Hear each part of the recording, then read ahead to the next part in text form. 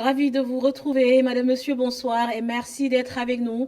À la une, ce soir, marche des étudiants de l'université Iba Der Thiam de Thiès. Les étudiants ont battu le pavé jusqu'à Diamniadio avant de déposer leur mémorandum au ministère de l'Enseignement supérieur. Le monde célèbre le livre et le droit d'auteur ce vendredi, une occasion de revenir sur la lecture délaissée par une bonne frange des Sénégalais.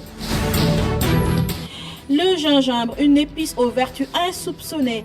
Les femmes sénégalaises en font du jus désaltérant très prisé durant ce ramadan. Et hommage au président défunt Idriss Déby Itno. Les obsèques se sont déroulées à Djamena en présence de beaucoup d'officiels. Nous y serons dans ce journal. Bienvenue à tous.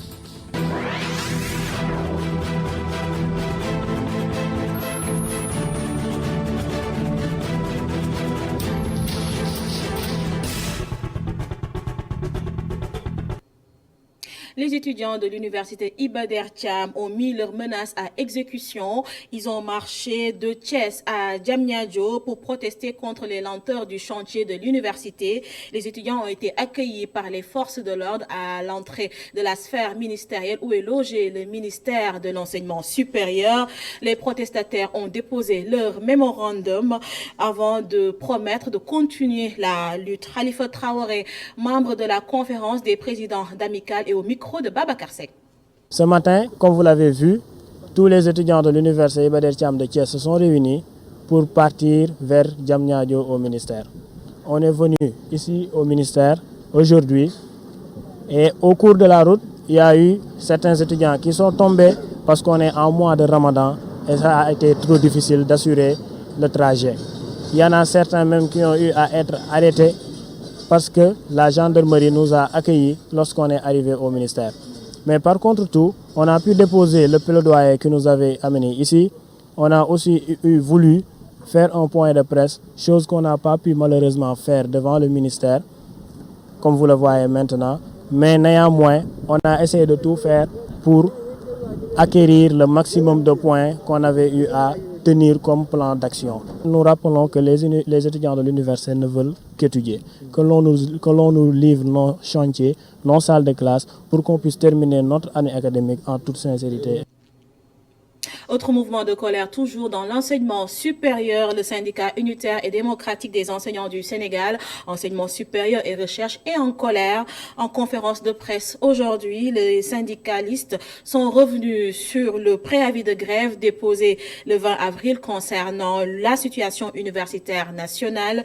Ils exigent du gouvernement l'abrogation ou la modification substantielle de la loi 2005-26 relative aux universités publiques, conformément à l'article 31 de la recommandation de l'UNESCO concernant la condition du personnel enseignant et de la recherche de 1997. Écoutons Oumar Dia, secrétaire général national du SUTES ESR, au micro de Moussa Fall. Les raisons qui nous ont poussés à déposer ce préavis de grève-là, c'est qu'il y a des problèmes structurels dans l'enseignement supérieur, des problèmes structurels qui ne sont pas pris au sérieux par le gouvernement du Sénégal et qui sont aggravés par l'incompétence notoire du ministre de l'Enseignement supérieur, de la Recherche et de l'Innovation, M. Cheikh Oumar Anne. Les problèmes structurels, c'est les déficits d'infrastructures, c'est les déficits de personnel. Ce sont les problèmes structurels de l'enseignement supérieur sénégalais que l'on avait diagnostiqués ensemble depuis 2013 lors de la concertation nationale sur l'avenir de l'enseignement supérieur. D'ailleurs, le président de la République lui-même avait, suite à la concertation nationale sur l'avenir de l'enseignement supérieur, réuni un conseil présidentiel sur l'avenir de l'enseignement supérieur en août 2013. Ce conseil présidentiel-là avait décidé qu'il fallait dans l'urgence réaliser des infrastructures universitaires dans tout le pays, qu'il fallait une nouvelle carte universitaire. 8 ans après, rien de tout cela n'a été fait. Nous nous sommes retrouvés dans des conditions où il est impossible de travailler. Même en travaillant de 8 heures à 24 heures, on n'arrive pas à atteindre le quantum horaire dans les universités. Pendant ce temps, les chauffeurs des hydrocarbures exigent également des employeurs le respect de la convention qui regroupe plusieurs points, l'augmentation des primes de risque qu'ils veulent à 100 000 francs au lieu de 10 000 francs, bien sûr, et le paiement du barème hydrocarbures, entre autres. Ces syndicalistes réclament la démission du secrétaire général de la CNTS-FC, Cheikh Diop. Les chauffeurs estiment qu'il les a trahis. Ils ont tenu une manifestation ce matin devant les cuves de la dot aux maristes Mamadou Dian et Moussa Fall. Les syndicalistes des hydrocarbures se sont réunis devant la DOT mobile des maristes. Ces chauffeurs en brassard rouge demandent l'augmentation de leur prime de risque, une préoccupation insérée dans une convention qui dort dans les tiroirs. Depuis 2007, on court devant pour dire que notre prime de risque, il faut l'augmenter à 100 000 francs. Ils ne paient jamais, ils nous ont dit demain, après-demain, et jusqu'à présent, ils n'ont pas accepté de faire ça. Chaque jour, Cheikh Diop nous trahit. Il a dit hier qu'on a augmenté 10 000 francs sur le prime de risque et on nous demande 100 000 francs. Il a dit que indemnité de logement, il a augmenté 5 000 francs. Qu'est-ce qui est 5 000 francs? Ces chauffeurs réclament par ailleurs la tête du secrétaire général de la CNTS-FC. Ils estiment être trahis. Cheikh Diop, c'est le directeur du syndicat de CNTS-FC. C'est le défaillant. Les chauffeurs ont désormais de dire que Cheikh Diop ne sera jamais notre syndicat parce qu'il nous a trahis depuis nos grands-pères. Il nous a trahis plusieurs fois en Iran, dans le patronat. Il ne raconte pas des vérités, il raconte des contre-vérités. Toutes les chauffeurs sont désolés, ils ont rencontré ici au DOT pour ne pas suspendre ces mots d'ordre de grève que Cheikh Diop a suspendu. Ces chauffeurs des hydrocarbures sont sur le pied de guerre. Ils comptent mener la bataille jusqu'au bout. Les 72 heures de grève seront renouvelées pour destituer Cheikh Diop afin que la convention soit respectée. Emploi des jeunes à présent, service déconcentré et décentralisé. Chacun va apporter une réponse à la problématique de l'emploi des jeunes. Après la tenue du Conseil présidentiel sur le financement de l'emploi des jeunes, certaines directions et services de l'État effectuent des visites de terrain au compte rendu de Mamadou Lamine Fati. La synergie des actions, seul gage de réussite pour la recherche de solutions à l'emploi et l'employabilité des jeunes. C'est ce qu'a compris l'autorité nationale de biosécurité qui veut tâter le terrain à Guédiawaye. On a pu constater que ce centre est un puissant levier d'accélération de l'employabilité au niveau de notre pays. Parce que recevant toutes les couches de la population, et quel que soit l'âge aussi, et en un temps record, qu'on puisse leur donner une formation qui leur permettra de se prendre en charge. Je pense que la question vient à l'heure. L'ambition de l'autorité nationale de biosécurité est l'implantation de centres de recherche et d'essai, comme celui de Guédiawaye dans les différentes régions du Sénégal. Objectif, accompagner les politiques de l'État en matière d'emploi. Et de les mettre dans chaque département au besoin et dans chaque commune s'il le faut. Je pense que ça aussi, c'est des initiatives à saluer et nous encourageons les autorités étatiques de façon globale à aller dans ce sens et ça permettra une démocratisation de l'employabilité et que chacun puisse avoir sa chance, comme dit souvent le président de la République, un Sénégal de tous, un Sénégal pour tous. Investir et accompagner les centres de recherche et d'essai pourrait apporter des solutions à l'emploi des jeunes à travers la qualification professionnelle de cette cible. C'est du moins la conviction du coordonnateur national du centre de recherche et d'essai au ministère de l'Enseignement supérieur, de la Recherche et de l'Innovation. Une synergie d'action comme on le souhaite l'établir avec les autres pans de l'administration, parce que c'est une demande, c'est une instruction des autorités que toutes les structures de l'État puissent travailler en étroite collaboration, en étroite synergie dans l'action. Les solutions à l'emploi et l'employabilité des jeunes au Sénégal sont au cœur de toutes les préoccupations. Direction, services et départements, chacun de son côté essaie d'apporter des réponses à la suite du Conseil présidentiel sur le financement de l'emploi des jeunes. Mamadou Lamine Fati, le ministère du Développement communautaire, de l'équité sociale et territoriale réceptionne 24 000 kits alimentaires offerts par le Royaume d'Arabie Saoudite. Ce don est destiné aux sinistrés des dernières inondations, j'y arrive, pour les soutenir en ce mois de Ramadan. Babacar Seck, reportage. Le Royaume d'Arabie Saoudite, à travers le centre Roi Salman pour l'action humanitaire, a choisi le mois de Ramadan pour marquer sa solidarité avec le Sénégal. Ainsi, 95 tonnes de denrées alimentaires ont été réceptionnées par les autorités sénégalaises. Une cargaison qui contient de la matière alimentaire, 95 tonnes de kits alimentaires qui est composé de riz, de lait et tout ce qui concerne l'alimentation ici au Sénégal. Cette aide est sous instruction de Sa Majesté le roi Salman Ben Abdelaziz Al Saoud et le prince héritier qui nous ont instruits pour venir apporter cette aide à la population sénégalaise. Ceci est un signe de solidarité aussi envers le peuple sénégalais.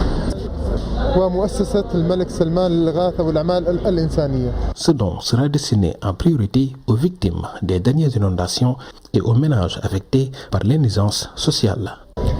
Il s'agit cette fois, pour l'illustre royaume, de contribuer de façon significative aux efforts du gouvernement du Sénégal, au renforcement de la résilience socio-économique des ménages victimes de chocs, de catastrophes naturelles et ceux affectés par l'indigence sociale. Et soyez assurés, Excellence, Monsieur le chargé d'affaires, que c'est de la bonne utilisation de ce don qui va sans doute atténuer les rigueurs du Ramadan auprès des familles affectées et vulnérables.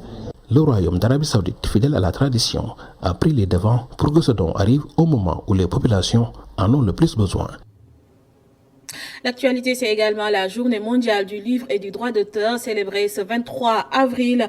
La lecture de plus en plus délaissée, surtout par les jeunes. À qui la faute? Le Sénégal a-t-il une politique du livre et de la lecture? À quand une bibliothèque nationale? Autant de questions posées à l'historien et ancien directeur de l'EBAD, École des bibliothécaires, archivistes et documentalistes. Le professeur Mbaye Thiam répond à Aïssatou Ndiaye. Pour nous, bibliothécaires, archivistes et documentalistes, lire est un facteur à plusieurs temps. D'abord, c'est du plaisir. Parce que quand on lit, on fait des découvertes que seul le livre peut octroyer. Le livre permet de voyager sans quitter son point de départ. De découvrir des réalités sociales, des réalités naturelles, des réalités spirituelles et autres sans se déplacer. Mais surtout, lire confère un sentiment de liberté. Il y a un slogan que beaucoup de bibliothécaires connaissent qui dit « lire des livres, des livres ». C'est-à-dire, lire un livre permet d'être délivré, d'être libre. Parce que quand on lit, c'est l'une des rares choses, pratiquement, qui permet à quelqu'un de se retrouver dans son environnement propre et de construire le monde à son image en dialoguant avec quelqu'un qu'il ne connaît pas. Vous lisez des livres d'auteurs étrangers, vous semblez être de leur pays. De confession, de conviction ou de cultures différentes, vous semblez partager avec eux des choses. Et ça, c'est extrêmement important. Mais le plus important dans la lecture, mais c'est pas à travers le livre qu'on acquiert des connaissances, des compétences et des savoirs pour construire à son tour d'autres connaissances pour développer un pays. Ensuite, le fait de lire apaise. Tous les psychologues qui ont travaillé sur la lecture vous disent des jeunes qui lisent sont moins violents. Nous avons la particularité dans le monde, et ça on le note et le déplore depuis plusieurs années, d'être l'un des rares pays au monde considéré comme un pays d'intellectuels et qui n'a pas de bibliothèque nationale. Au point que quand à l'école de bibliothécaires, archivistes et documentalistes, nous voulons montrer à nos étudiants ce qu'est une bibliothèque nationale, qu'est-ce que c'est que sa fonction, qu'est-ce que c'est, on est obligé de les mettre dans un bus pour les amener à Banjul, en Gambie, où il y a une bibliothèque nationale, ou en Mauritanie à côté, ou même en Guinée-Bissau, où il y a une bibliothèque nationale. Mais nous n'avons pas de bibliothèque nationale. Alors ça, je pense que c'est une des particularités malheureuses de notre pays qu'il faut se dépêcher de corriger. We Social Movement, en collaboration avec l'Union européenne, a financé un projet à hauteur de 30 millions d'euros en vue d'améliorer la couverture sociale des couches les plus vulnérables de la société. Le projet d'organisation de la société civile pour la recherche Action Oscar a pour objectif le renforcement de l'adhésion, la mobilisation des acteurs pour la réussite de la pérennisation de l'intervention. Plus de détails avec Mme Seynabou Babou. Face au déficit notoire d'équité et d'efficacité des politiques sociales, le We Social Movement et ses partenaires, en collaboration avec l'Union européenne, ont lancé le projet Oscar, qui a pour objectif l'amélioration de la couverture sociale des populations pauvres. Nous cherchons à contribuer à l'implication de la société civile pour la protection sociale pour toutes et pour tous. Maintenant, en le faisant, nous allons renforcer la capacité d'analyse, d'influence de la société civile pour une protection sociale inclusive et sensible au genre. Un projet salué par le représentant du ministère du Développement communautaire. Selon Djibril Faye, ce projet visant à couvrir les 14 régions du Sénégal arrive à point nommé. Mais je pense que ce projet-là, Oscar, visera peut-être à nous aider à lever, en tout cas, certaines incompréhensions avec notamment les bénéficiaires de la couverture maladie universelle, parce que je pense qu'ils seront présents sur l'ensemble, en tout cas, des régions et départements du Sénégal, et nous permettront peut-être de pouvoir communiquer mieux avec les bénéficiaires, surtout de la couverture maladie universelle. Donc, c'est pour vous dire qu'en tout cas, c'est un projet qui est arrivé à son heure. Financé à hauteur de 30 millions d'euros, le représentant de l'Union européenne, Stéphane Devaux, évoque les raisons du choix porté sur le Sénégal. C'est que dans un pays comme le Sénégal, qui est un pays candidat à l'émergence, dans un contexte comme celui que nous connaissons depuis maintenant 1 an et demi, un contexte de crise, un contexte de Covid, la dimension protection sociale nous semble être un élément tout à fait indispensable. À la fois pour permettre aux populations d'encaisser les chocs, un filet de sécurité, je dirais, social et quelque part humanitaire.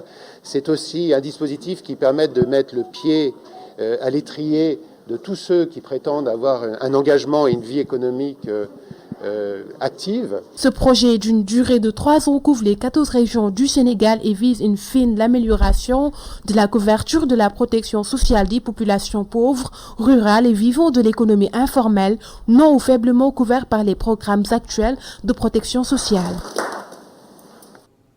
À l'occasion de la Journée mondiale de la Terre, le COUD, en partenariat avec l'Agence sénégalaise de la reforestation et de la Grande Muraille Verte, a procédé à un reboisement et à la mise en place d'un pépinière. L'objectif, rendre le campus vert, selon le directeur général du COUD. Les détails avec Pape Maïdiao et Seydina Mbaye. Des points de regroupement normalisés des ordures installés dans le campus. Des activités de reboisement et mise en place de pépinières.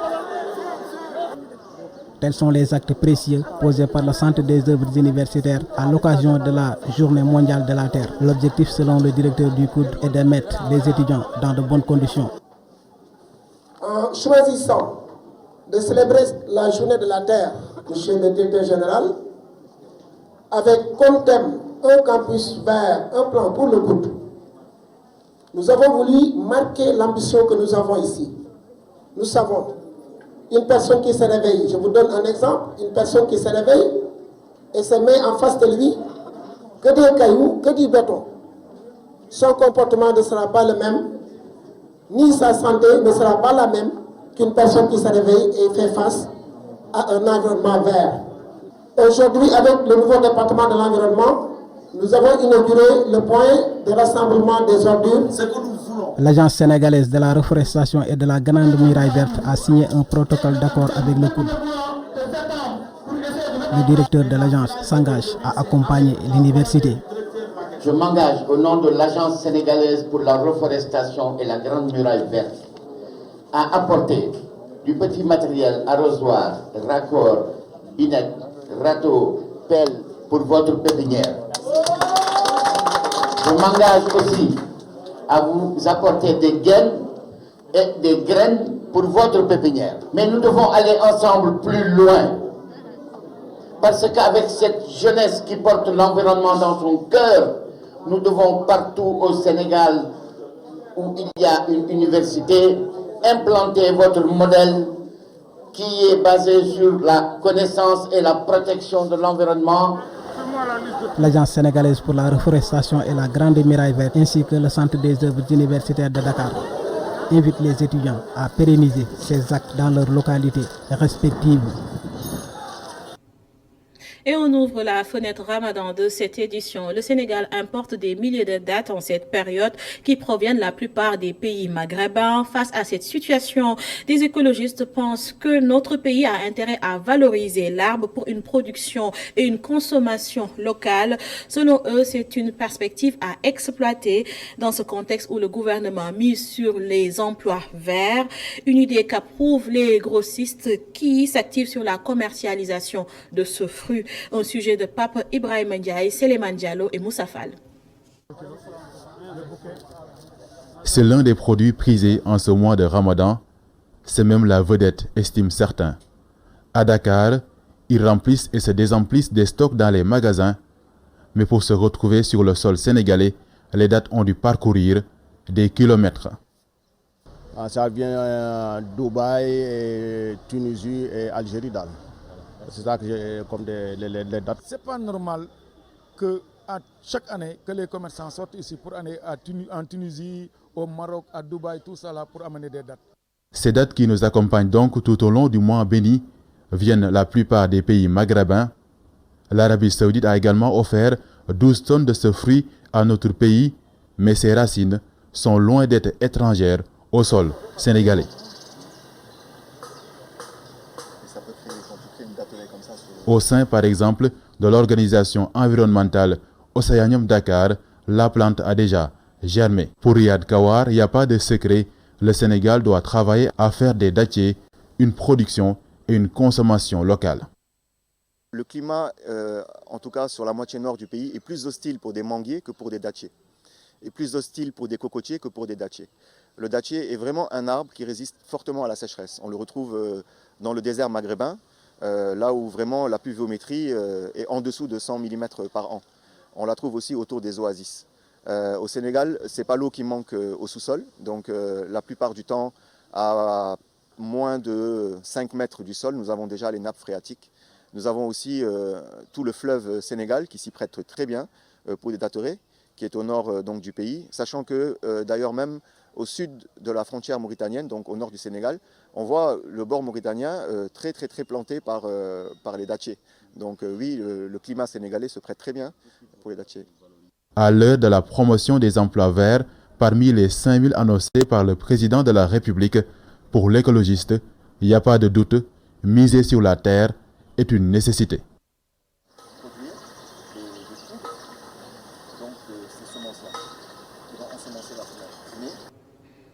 Pape Ibrahim Ndiaye, après la coupure avec une date, il faut se désaltérer et le gingembre est un bon choix. Les femmes n'en diront pas le contraire. Elles en font du jus rafraîchissant durant cette période de Ramadan. Une épice aux vertus, disent-elles. Voyons plus de détails dans ce reportage signé Abi Ndiaye et Augustin Mandan. Marché Gueule Tapée de la Médina, il est 10 heures. Les vendeurs cherchent du regard les clients. Parmi les produits très en vogue, le gingembre. Un jus rafraîchissant très prisé des femmes pour préparer le ndogu. Sidi Bari est guinéen. Il souligne que le gingembre mixé est beaucoup plus demandé.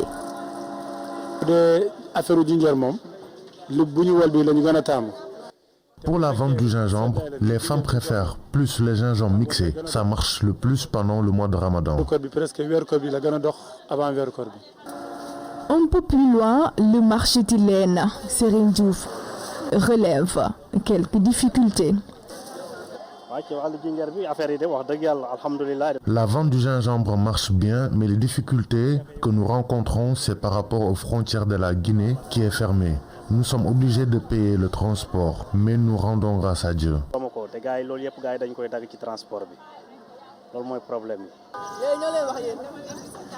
Mintousila attend sa commande. Des bienfaits au-delà du plaisir, mais attention, madame a une recommandation. Depuis presque 15 ans, je l'utilise. Cela fait maintenant 15 ans que j'utilise le gingembre grâce à ses bienfaits. C'est bon pour la santé, mais il faut l'utiliser avec modération. Le gingembre regorge également de vertus notoires. Les férus ont dû s'en rendre compte. Coronavirus, à présent 47 nouvelles contaminations sur 1225 tests. Aucun décès enregistré. 10 cas graves sont actuellement pris en charge en service de réanimation et 67 patients ont été contrôlés négatifs, donc guéris. Le Tchad a rendu un dernier hommage au président Idriss Déby Itno. Le chef de l'État est décédé en début de semaine des suites de ses blessures après avoir participé au combat contre les rebelles dans le nord du pays. Des obsèques nationales ont eu lieu ce matin dans la capitale tchadienne, N'Djamena, en présence de nombreux officiels. La dépouille mortelle s'est ensuite envolée pour Andjaras, une localité où se trouve Berdoba, son village natal, pour être inhumé dans l'intimité familiale. Voici la correspondance de notre confrère Jean-Philippe Bellédé. Tristesse, émotion, chagrin, c'est le sentiment qu'on pouvait lire ce 23 avril à la place de la nation de N'Djamena lorsque la dépouille mortelle du chef de l'État, le maréchal Idriss Déby Itno, arrive transporté sur le plateau d'un pick-up drapé du drapeau national et entouré des soldats de la garde présidentielle. 21 coups de canon ont été tirés en hommage du maréchal du Tchad. Ensuite, les présidents et personnalités présents sont passés déposer les gerbes de fleurs ou s'incliner devant la dépouille. Des témoins s'en ont suivi. Famille biologique, politique, amis et homologues chefs d'État s'étaient relayés pour témoigner la grandeur, le charisme, la bravoure de cet homme. La France ne laissera jamais personne, ni aujourd'hui, ni demain, remettre en cause la stabilité et l'intégrité du Tchad, a promis le président Macron, avant de poursuivre que la France sera également là pour faire vivre sans attendre la promesse d'un Tchad apaisé, faisant une place à l'ensemble de ses enfants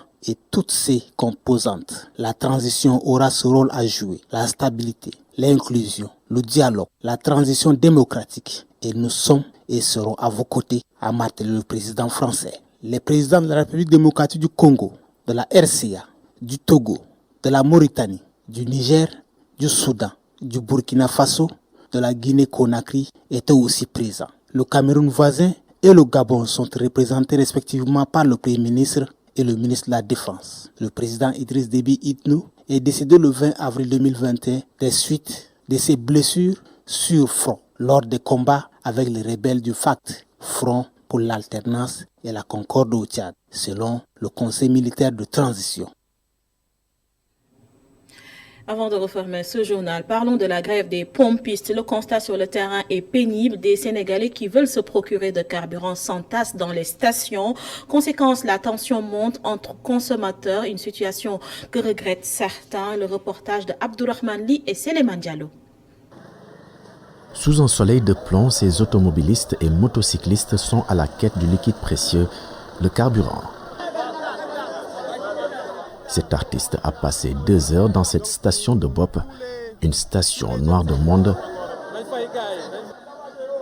Un monde irritable à cause sans doute de la faim. Des invectives, il n'en a pas manqué pour réclamer du carburant. C'est une chose que je trouve anormale, personnellement, en tant que Sénégalais. Donc, ils disent qu'ils ont décrété une grève concernant certaines entreprises. Donc, du coup, moi, je dis qu'aujourd'hui, ils ont bloqué tous les Sénégalais. Donc, pour moi, ils doivent d'abord négocier parce qu'il y a une méthode de gérer les choses, il y a une méthode aussi d'arranger les choses. Là, je suis à sec, je n'ai pas de carburant, je suis obligé de patienter jusqu'à ce que je puisse me trouver du carburant sur la moto. Okay, merci. L'exaspération se lit sur le visage de Bachindiaï malgré sa bouteille remplie à moitié de carburant. Enfin, 4 heures d'attente, un vendredi sans la grande prière pour beaucoup, 4 heures à faire la navette. Ce conducteur de moto tchak-tchak n'a pas pu honorer ses courses. J'ai laissé 8 ou 10 courses, je les laissé parce que je n'ai pas d'essence. Quand je n'ai pas d'essence, on ne travaille pas. Oh, il faut nous aider quoi. Grève, ça suffit quoi. Pendant ce temps, Babacar Ndiaye tient à ce que la queue soit respectée.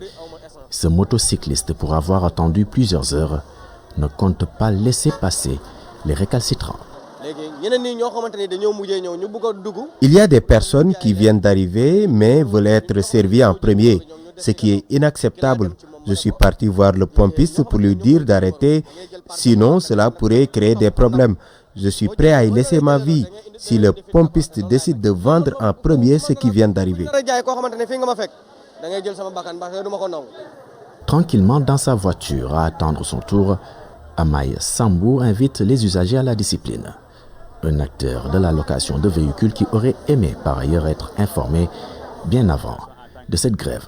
On aurait dit, bon, nous prévenir, d'ici 2 jours, il y aura la grève, donc on aurait dit ça va, comment faut-il faire? Maintenant, on a des courses à faire, tout est annulé, donc on est obligé d'attendre à la pompe pour avoir. Le décor est le même à la station de Liberté 6.